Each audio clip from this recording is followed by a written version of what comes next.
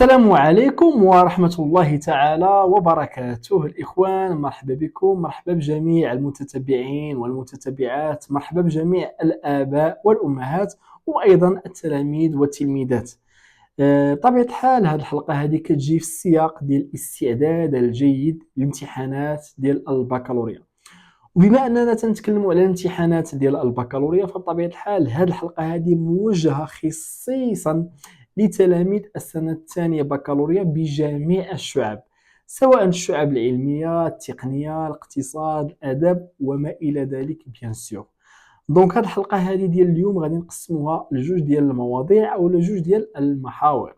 بالنسبة للمحور الأول أو الموضوع الأول، فراه غادي نتكلموا على العرض اللي كنقدموه حنا كل سنة بطبيعة الحال لفائدة مجموعة من التلاميذ اللي كيتابعوا الدراسة ديالهم بطبيعة الحال في السنة الثانية بكالوريا. المسألة أو الموضوع الثاني غادي نتكلموا عليه أو المحور الثاني اللي غادي نتكلموا عليه هو نقدروا نقولوا بالدارجة فوقاش كيبداو المدارس العليا يبانوا، يعني فوقاش كيبدا التسجيل بهذه العبارة بطبيعة الحال. هذا السؤال هذا كيجيني مرارا وتكرارا. واحد السؤال اخر كيجيني هي استاذ عفاك، واش بصح جميع المدارس العليا كيبدا التسجيل فيها حتى كندوزو حنا البكالوريا بطبيعه الحال؟ وهذا السؤال هذا بيني وبينكم كيخلعني. علاش كيخلعني هذا السؤال هذا؟ لانه كتلقى مجموعه من التلاميذ، بعض التلاميذ مع الاسف ما كيكونوش مواكبين المستجدات، ما كيبحثوش، ما كيسولوش، بالتالي عندهم واحد المعتقد على انه جميع المدارس ما كيبداو حتى كيتم الاعلان على نتائج ديال الامتحانات ديال البكالوريا. وهذا بطبيعه الحال اكبر غلط، وهذا الغلط هذا ربما كيكلف الشيء الكثير لواحد الفئه كبيره من التلاميذ اللي مع الاسف تنعاودها مع الاسف ما كيسولوش على راسهم، ما كيقلبوش. دونك نبداو الاخوان بالمحور الاول. اذا بالنسبه للباك ديالنا بطبيعه الحال اللي هو باك 2026، فراه هذا الباك هذا كنديروه تقريبا كل سنه بيان سور. وهذا العرض هذا كيشمل التسجيل في مجموعه من المدارس العليا العموميه ذات الاستقطاب المحدود داخل المغرب. بمعنى اللي مهتم او لا اللي مهتمه بطبيعه الحال وبغى او لا بغات على انه يتسجل معنا في العرض اللي كنقدموه كل عام ديال التسجيل في المدارس العليا ذات الاستقطاب المحدود، فما عليه الا يتواصل معنا بطبيعه الحال عبر الرقم ديال الواتساب الظاهر امامكم بيان سور. دونك هذه الخدمه هذه كتشمل ازيد من 32 مؤسسه عموميه داخل المغرب بطبيعه الحال، بالاضافه إلى أننا كنقدموا خدمات أخرى أيضا من مواكبة، من تتبع، من نصائح، من توجيهات، من إرشادات أيضا، بالإضافة إلى أننا كنمكنوا التلميذ من التحضير الجيد، كنعطيوه مجموعة من نماذج وطنيات سابقة، وأيضا كنعطيوه مجموعة من الامتحانات المتعلقة بالمباريات اللي طبيعة الحال كتشرف عليها مجموعة من المدارس العليا ذات الاستقطاب المحدود. وعلى سبيل المثال لا ميدسين، لينا، لينسا، لينسان بيان سور، لونسيجي وما الى ذلك من المدارس العليا بطبيعه الحال. دونك اللي مهتم بيان سور فما عليه الا يتواصل معنا بطبيعه الحال، وغادي نعطيوه تفاصيل اخرى المتعلقه بالعرض اللي كنقدموه كل سنه للتلاميذ والتلميذات ديال السنه الثانيه بكالوريا بجميع الشعب. بمعنى سواء كنت اقتصاد، سواء كنت آداب، سواء كنت علوم، فمرحبا بك بطبيعة الحال وألف مرحبا. بالنسبة للمحور الثاني أو للموضوع الثاني بطبيعة الحال المتعلق والمرتبط بالمدارس العليا داخل المغرب، فنبغي نقول لكم الإخوان والأخوات بأنه التسجيل في المدارس العليا فراه كيبدا تقريبا في شهر 3 حتى لشهر 8 بطبيعة الحال. هناك مجموعة من المدارس والمعاهد داخل المغرب اللي كتفتح باب التسجيل قبل أصلا ما تدوزوا الامتحان الوطني. بمعنى كيف ما قلت لكم، على سبيل المثال اليو ام سي اس بي، على سبيل المثال المدارس العسكريه، على سبيل المثال بي تي اس، على سبيل المثال لي كلاس بريباراتوار بيان سور فراه ومجموعه من المدارس الاخرى فراهم كيفتحوا باب التسجيل قبل ما ندوز الامتحان ديال البكالوريا. واحد السؤال اخر كيجيني في هذا السياق هذا، هو كيقول لك استاذ بما اننا كنتسجلوا قبل اصلا ما يبانوا لي ريزولطات الباك، بمعنى واش كيعتمدوا على مثلا على النقطه ديال الدوره الاولى؟ بطبيعه الحال لا. علاش؟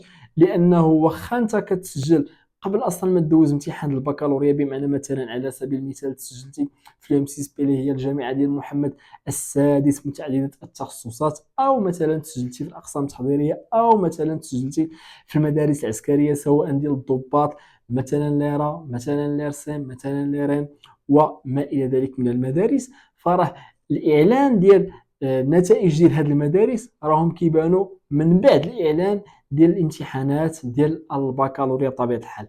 لانه هو باختصار شديد فراه انت فاش كتسجل بطبيعه الحال فراه كديكلاري برقم مسار ديالك، وبالتالي هما كيكونوا مطلعين على النقطه المحصل عليها في امتحان البكالوريا، وبالتالي كيعرفوك واش ناجح واش ساقط، وإلا كنتي ناجح واش ناجح بشي نقطه ولا لا. وبالتالي فراه من بعد النتائج ديال البكالوريا بطبيعه الحال هما ديجا كيافيشيو الناس اللي اولا كيصيفطوا لي كونفوكاسيون بالنسبه للناس مثلا اللي غادي يدوزوا السبور اللي غيدوزوا الكتابي مثلا، دونك كيعتمدوا بطبيعه الحال على النتائج ديال البكالوريا. يعني باختصار شديد كيف ما قلت لكم، بالنسبه للمدارس اللي كيبانوا قبل اصلا ما تدوزوا امتحان البكالوريا فراهم كيصيفطوا لكم لي كونفوكاسيون اولا كيعلنوا على لا ليست برينسيبال حتى من بعد ما كيبانوا النتائج ديال البكالوريا بطبيعه الحال. دونك هذه المساله هذه مهمه بزاف.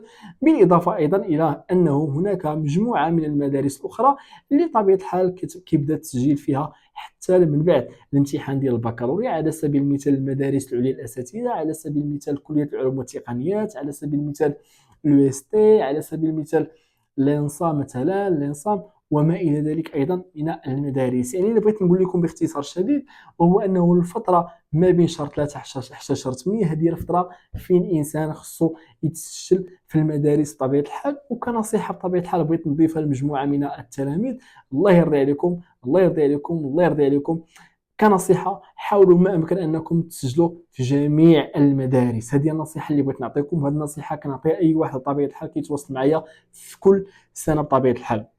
لانه شحال من واحد كيجي كيقول لك استاذ انا بغيت هذه انا بغيت هذه انا بغيت هذه، لا ثم لا ثم لا. بيان سور الانسان يتسجل في جميع المدارس بالرغم من الميولات اللي عندك، بالرغم مثلا من انك بغيتي تكون طبيب، بالرغم من انك بغيتي تكون مهندس، بالرغم من انك بغيتي تكون استاذ، بالرغم من انك بغيتي تكون مثلا اطار، الانسان يتسجل في جميع المدارس. واي مدرسه دوز فيها الكونكور راه غادي ياخذ تجربه بطبيعه الحال، وهذه التجربه هذه غادي تنفعو من هنا لقدام. دونك كيف ما قلت لكم اول شيء، وهذه نصيحه او رساله كنوجهها للتلاميذ ديال السنه الثانيه بكالوريا، يستعدوا جيدا الاخوان للاستحقاق الوطني.